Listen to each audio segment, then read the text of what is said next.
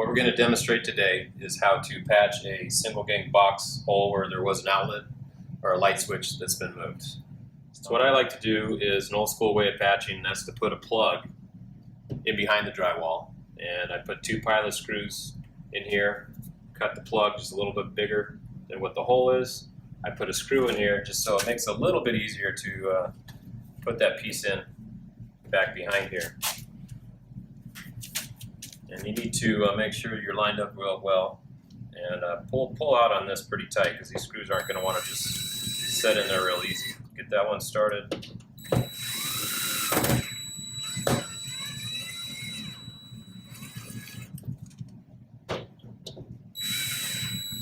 So this is a countersink that's usually used for wood, but it works well because there's not a lot of strength in the drywall. You're not screwing in a set. So when you try to pull these 2 pieces together, the screw's just going to want to spin. So once I get it going, I'm going to bore that out a little bit. So when I go to put the screw back in, it's going to allow my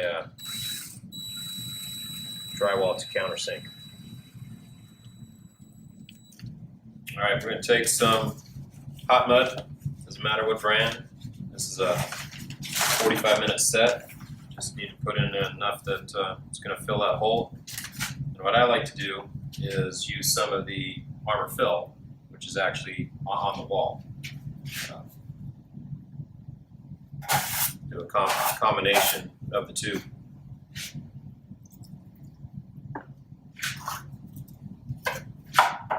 That way it's going to slow down the suction, and we'll get a much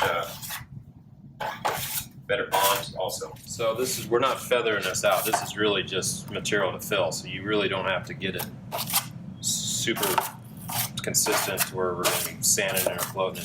This is just going to really be the lion's share of filling that hole. And like I said, less water means less shrinkage. I usually start to pack those corners.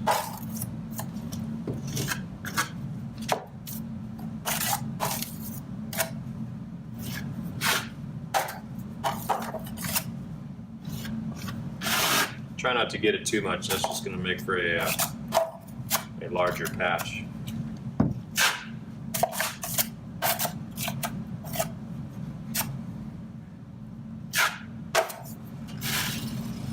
And if you have too much water in there, it's really going to want to sag. So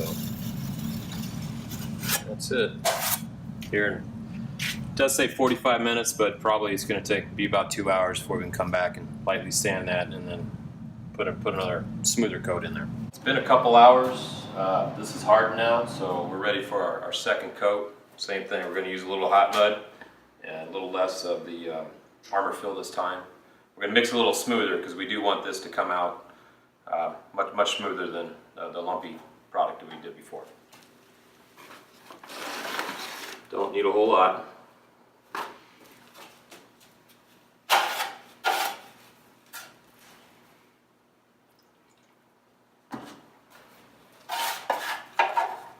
So we have the mud mixed quite a bit finer this time, nice and smooth.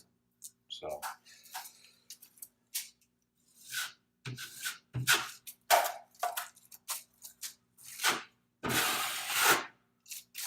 That's it. Same thing. It's going to set up a little faster because the suction is going to be there. Maybe within the hour we can go and sand. So it's been right at an hour. What I've done now is I've pre-cut some fiberglass netting tape, and just larger than the hole that's here. I'm going to set that on there, and I'm just going to pencil line around the patch because I don't want to sand quite a bit more than what's there. If we keep adding this, it's just going to make for a bigger patch, and larger patches are not going to match as much as a smaller patch does. So now that I've pencil lined that, I'm going to use an orbital sander. Before sanding though, most codes are going to require to, at a minimum, wear a dust mask, if not a respirator. I want to take this down a little deeper than the texture itself. If we add on to the texture, it's just we're gonna have to float out further, and it's gonna make for a much larger patch. So what I'm gonna do is just sand below the texture, just flush this out, and give us a good chance to, when we go to put our netting tape on there and use the armor joint, the next coat will be a little bit lower than the ArmourFill.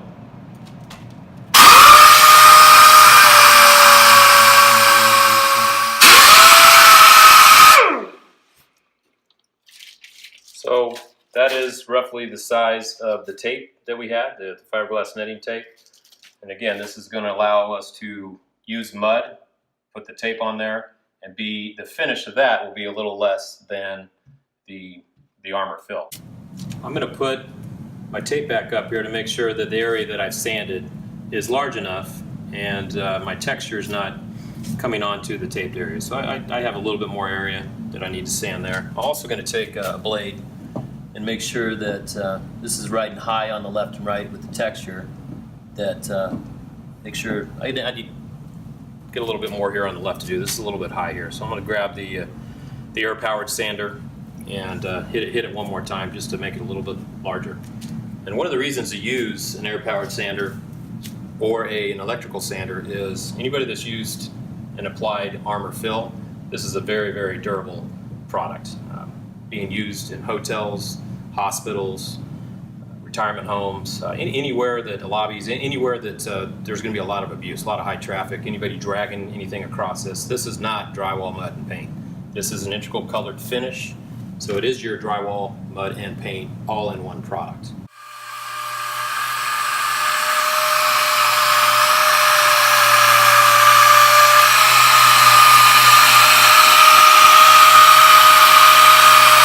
I'm focusing a little more on the outside of the sander, and then once I'm done, once I get the halo big enough, I'll just come across and do a flat sand.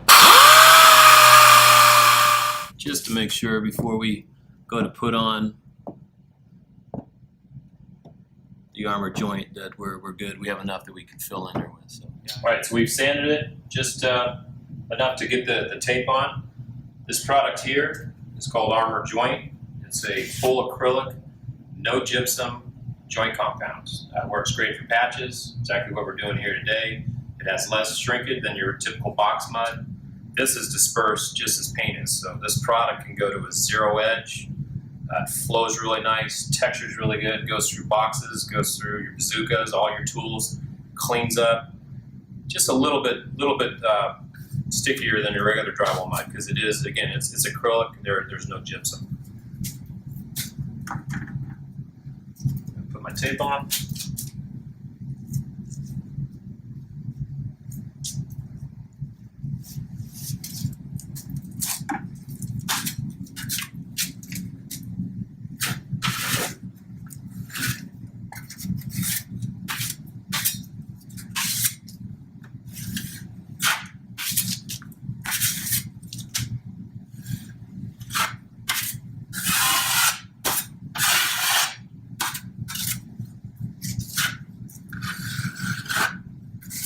We're going to let that dry for just a few minutes, maybe 10-15 minutes, and then we'll come back and hit it with a little larger knife. Switch into a little larger knife so we can make sure we get enough mud on there. We don't have to do this too many times. So.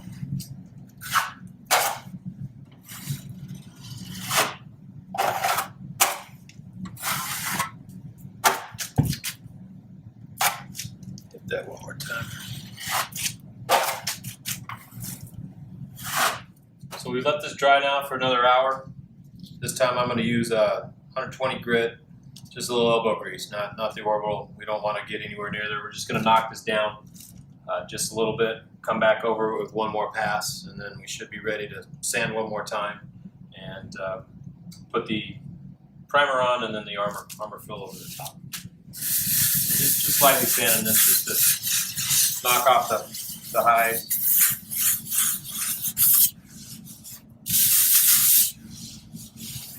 Pretty smooth. Again, we'll use some of the armor joint, 10-inch knife.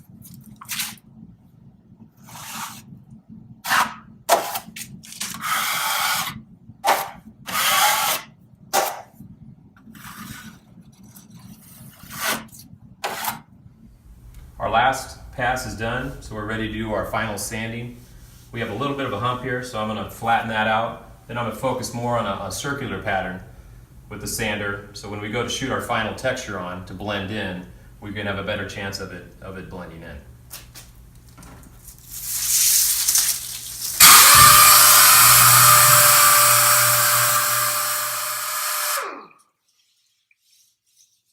All right, I think we're pretty good. What we're going to want to do now is to remove all that dust on there, and we'll be ready to prime. So I'm just taking a tile sponge, getting a we don't want to put a lot of water on the wall, we just want to remove the dust.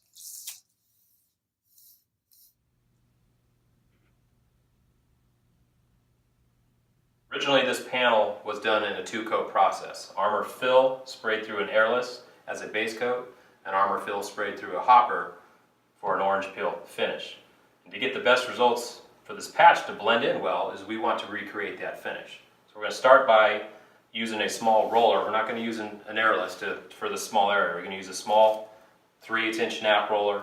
We're going to blend it in probably over two coats, and we don't want to put a lot of mud on the wall. Just 2 thin coats, just get rid of the white, and that will give us the best chance to come back with the hopper and blend in the orange peel finish. So we're ready to apply the base coat. This is the ArmourFill that was originally put on this panel. We're going to pre-wet the roller. Now we don't want a lot of mud on here. We can always put on more coats is going to be better than one thick coat. And I'm going to focus on the middle and work my way to the edges, just feathering it in.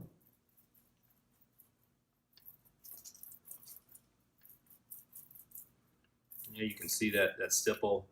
The more we roll it over time, we're going to get rid of that stipple also. Same thing, start in the middle, just feather that in, get rid of the white. It's okay if we go on the old texture. Anywhere where it's been sanded, we definitely want to hit. That sand is going to be a little bit of a different color and texture. But we're going to let that dry and come back in 15-30 minutes and do one more pass. So this is dry now. So we're going to put another coat on here. Originally the base coat was applied by sprayer about 8 or 10 dry mils.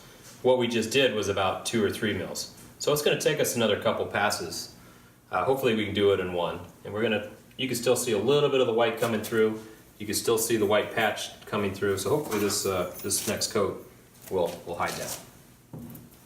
So same process. We're starting in the middle, putting a little more over the area with the drywall patch, and feathering it in to get rid of all that white.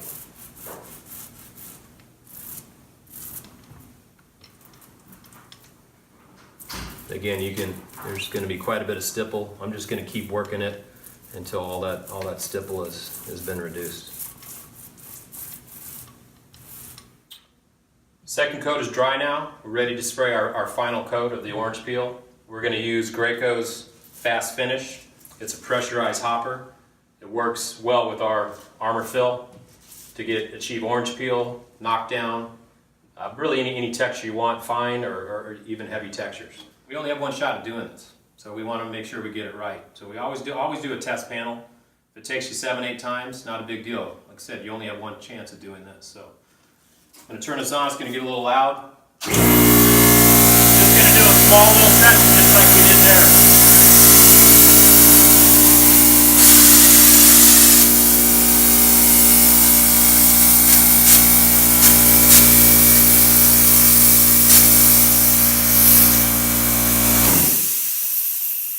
That's it. That should blend in nice. It's synthetic material on top of synthetic material now, so it's going to take about 2 hours to dry, but that should blend in really nice. You're not going to see it. So it's been just over an hour. Product's dry, and as you can see, the patch turned out really good. I'm even having a hard time seeing where it was. Even under critical light, it still looks good. As you saw today in our video, if you follow all the steps that we did today, you can achieve results like this.